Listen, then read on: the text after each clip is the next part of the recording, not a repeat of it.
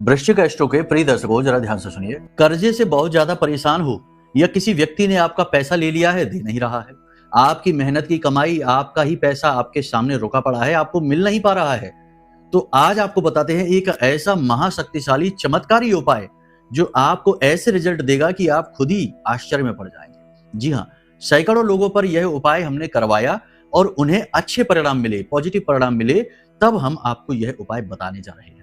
पूरे ध्यान के साथ इस उपाय को सुन लेना, समझ लेना, कहीं भूल चूक हो गई तो उपाय काम नहीं करेगा।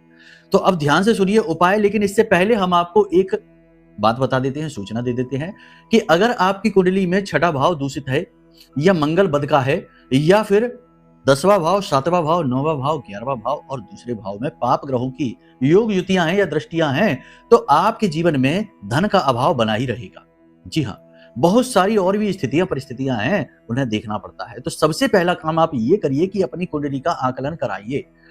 उसके बाद आपके जो उपाय होंगे वो इतने शक्तिशाली होंगे कि तुरंत काम करेंगे और तुरंत आपको रिजल्ट मिलेगी। आपने देखा होगा कि बड़े बड़े उद्योगपति, अब बड़े बड़े मंत्री संतरी या फिर पुराने जमाने के राजे महाराजे, वो भी ज्योतिषियों के टच में रहा करते थे, ग्रहों की जानकारी रखते थे, तभी तो अपनी सत्ता को बनाकर रख पाते थे। तो आपको भी अब ये डिसीजन लेना होगा। ठीक है, चलिए यहां तक सारी बात आपने समझी, अब उपाय को भी समझ लो। तो करना आपको यह है कि आपको किसी भी मंगलवार से 11 दिन तक ये उपाय करना है। तो किसी भी मंगलवार के दिन आपको 11 पान के पत्ते लेने हैं और पान के पत्ते डंडी वाले होने चाहिए। अब आपने धागा लेना है, कलावा ले सकते हैं, लाल कलावा। अब आपने लाल चंदन या सिंदूर से हर एक पान के पत्ते पर राम लिखना है, ठीक है ना, प्रभु श्री राम का नाम, और इसके ऊपर आपको इत्र लगा देना है। उल्टी तरफ आप इत्र लगा दीजिए, सीधी तरफ आप राम का नाम, प्रभु श्री राम का नाम लिख दीजिए। ऐसे पूरे 11 पत्तों को आप माला के रूप में पिरो लीजिए और इसे ले जाकर हनुमान जी को पहना दीजिए। उन्हें बहुत प्रिय है, ये बहुत अच्छा लगता है जब कोई उनके साथ ऐसा करे।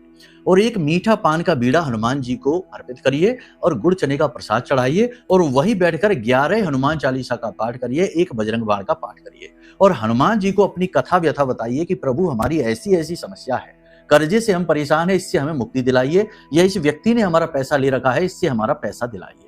याद रखिए कि आपको भाव तो बनाना ही होगा, हनुमान जी से बतियाना तो पड़ेगा ही, अपनी भावनाएं तो जोड़नी पड़ेगी ही। ठीक है, फॉर्मेलिटी करेंगे तो कुछ नहीं होगा। तो चलिए इस उपाय को एक बार करके देखिए, उसके बाद रिजल्ट आपको खुद जवाब देंगे कि क्या हुआ।